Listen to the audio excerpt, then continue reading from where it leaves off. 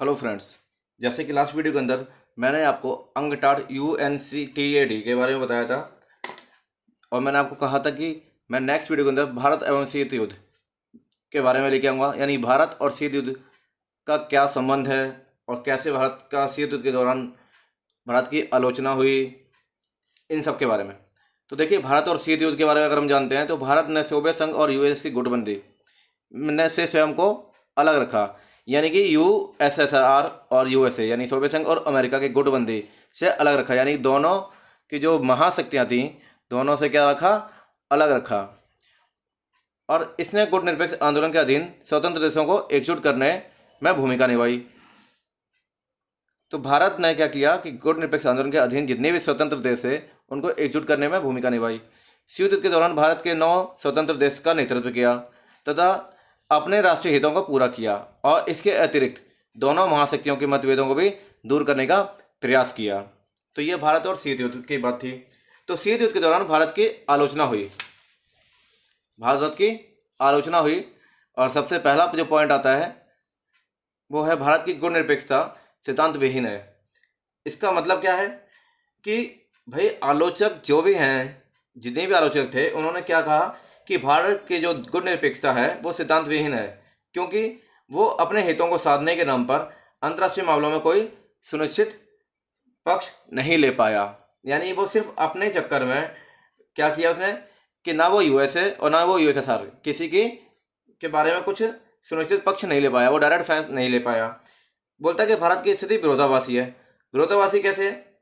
इसका मतलब क्या है कि आलोचकों का दूसरा तर्क क्या कहा था कि महाशक्तियों के खेमे में शामिल होने पर दूसरे देश की आलोचना करने वाला भारत, यानी कि महाशक्ति कौन, USA और USSR यानी सोवियत संघ और अमेरिका, दोनों की आलोचना करने वाले भारत ने क्या किया, खुद 1971, कब 1971 में क्या हुआ, बांग्लादेश संकट के समय सोवियत संघ के साथ संधि कर उससे मदद ली। किससे मदद ली? सोवियत संघ के साथ, सोवियत संघ के साथ संधि की और बांग्लादेश की मदद की। अब इसके बाद हम जानते हैं, आगे पढ़ते हैं, पारस्परिक अवरोध की नीति। क्या पढ़ते हैं? पारस्परिक अवरोध की नीति। देखिए, शीत युद्ध के दौरान दोनों महाशक्तियों ने महसूस किया कि परमाणु युद्ध की स्थिति में दोनों पक्षों को इतना नुकसान उठाना पड़ेगा कि उनमें से विजेता कौन है और कौन नहीं, यह तय करना भी असंभव होगा। तो दो महाशक्तियां हैं, एक USA और USSR, दो महाशक्तियां, दोनों ने क्या किया, महसूस किया कि भाई उनको नुकसान उठाना पड़ेगा। अब क्योंकि कोई एक देश दूसरे देश के परमाणु हथियारों की विफल कर देता है, अगर कोई एक देश दूसरे देश के परमाणु हथियार विफल कर भी देता है तो भी उस देश के पास क्या होंगे, इतने तो बम वगैरह होंगे या मिसाइल होंगी जिससे उस देश को बर्बाद कर किया जा सके। तो बस इसी को पारस्परिक अवरोध की नीति कहा गया। अब हथियारों पर अंकुश रखने के लिए अनेक संधियां की, और जो संधियां कौन कौन सी हैं अब उनके बारे में जानेंगे कि हथियारों से बचने के लिए जो संधियां हुई हैं, सबसे पहले वो संधियां कौन कौन सी हैं। तो सबसे पहली संधियां है सीमित परमाणु परीक्षण संधि। सीमित परमाणु परीक्षण संधि जिसे बोलते हैं LTBT। क्या बोलते हैं? LTBT। अब इस संधि में सबसे पहले क्या हुआ कि यह संधि कहाँ की गई? यह संधि मॉस्को में की गई। और किसके बीच हुई? यह संधि हुई अमेरिका के बीच, सोवियत संघ के बीच तथा ब्रिटेन के बीच। तीन देशों के बीच हुई, अमेरिका, सोवियत संघ और ब्रिटेन के बीच। और इन तीन देशों ने क्या किया, इस पे साइन किए। सबसे पहले कब किए? 5 अगस्त 1963 को साइन किए। और उसी साल यानी कि 10 अगस्त को क्या हुआ, ये लागू हो गई। और इस संधि का उद्देश्य क्या था कि संधि का उद्देश्य था वायुमंडल और बाहरी अंतरिक्ष तथा जल के अंदर जितने भी हथियार के परीक्षण हैं उन पर बैन करना पड़ेगा, यानी कि उन पर प्रतिबंध लगाना पड़ेगा। दूसरी संधि आती है परमाणु अप्रसार संधि। कौन सी आती है? परमाणु अप्रसार संधि, यानी कि बोलते हैं NPT। तो यह संधि कब हुई थी? देखिए, यह संधि जुलाई कब हुई? जुलाई 1968 को वाशिंगटन, लंदन और मॉस्को, वाशिंगटन, लंदन और मॉस्को संधि के दस्तावेजों पर हस्ताक्षर किए गए। कहाँ कहाँ किए गए?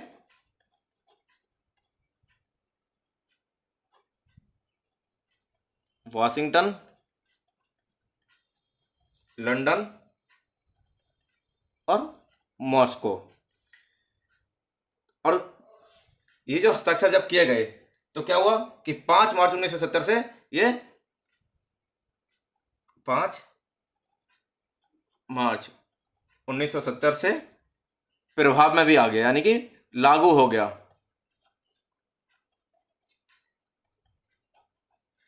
और इस संधि में जो विश्व के 5 देश हैं जिनके पास परमाणु हथियार हैं, जो परमाणु संपन्न देश हैं, कौन कौन से हैं? देखिए, 5 परमाणु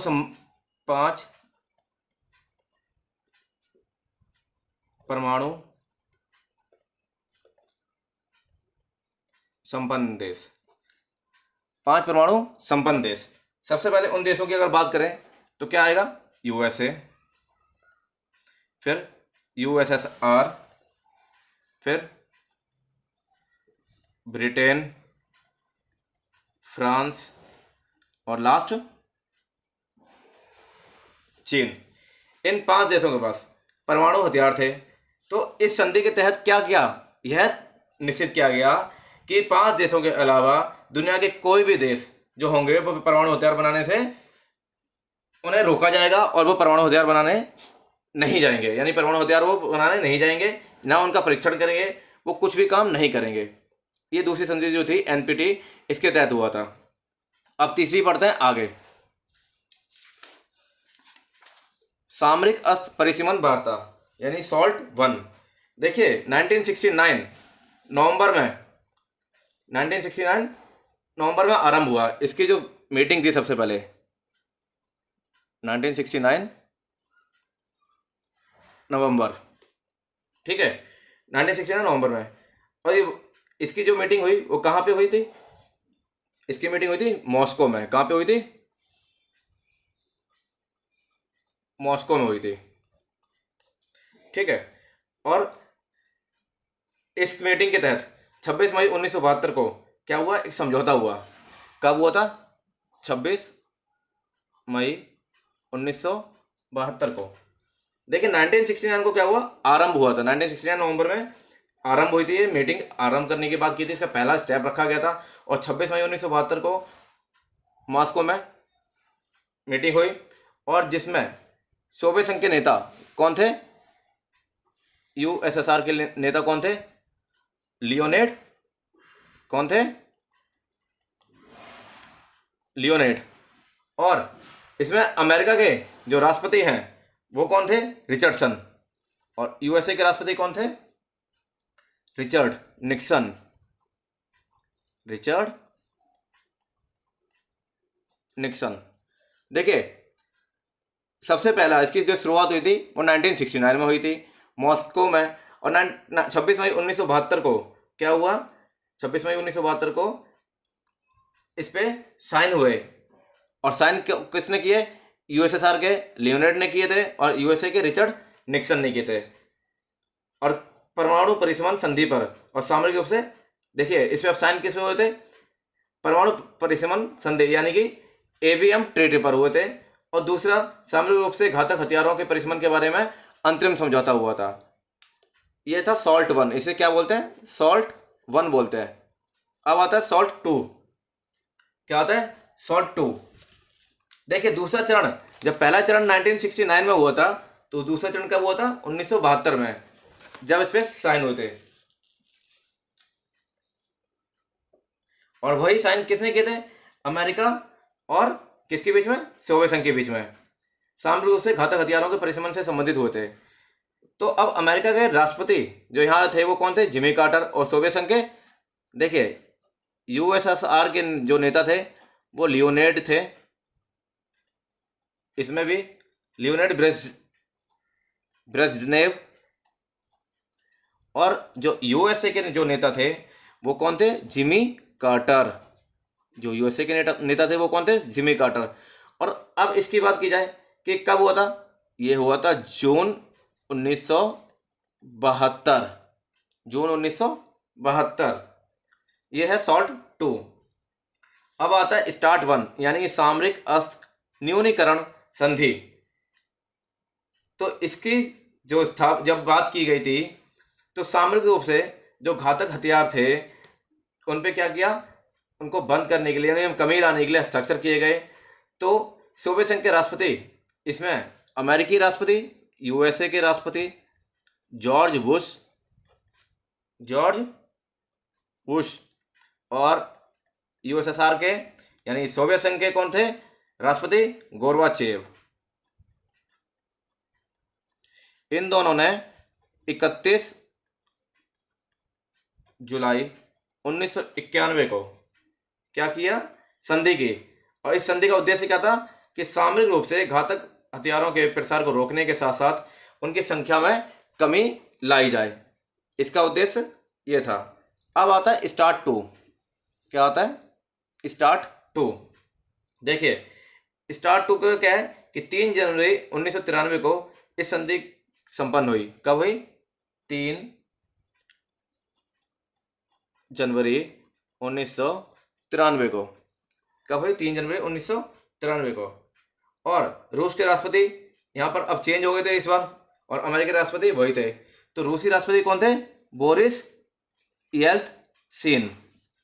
तो अगर मैं यूएसए की बात करूं और यूएसएसआर की, तो यूएसए में वही थे जॉर्ज बुश, और यूएसएसआर की बात करूं तो यहाँ पे येल्त्सिन थे। कौन से? येल्त्सिन।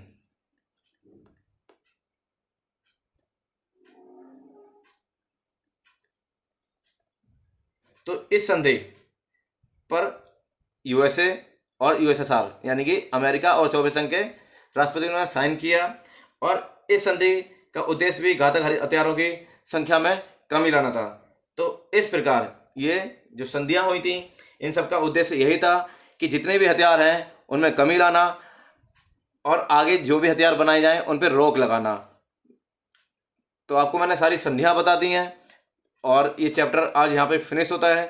पूरा चैप्टर आपको डिस्कस कर दिया है। इस चैप्टर में अगर कुछ भी रह गया हो, आपको लगे कि अगर कुछ रह गया है तो आप बेझिझक मुझे वीडियो में कमेंट करके पूछ लेना।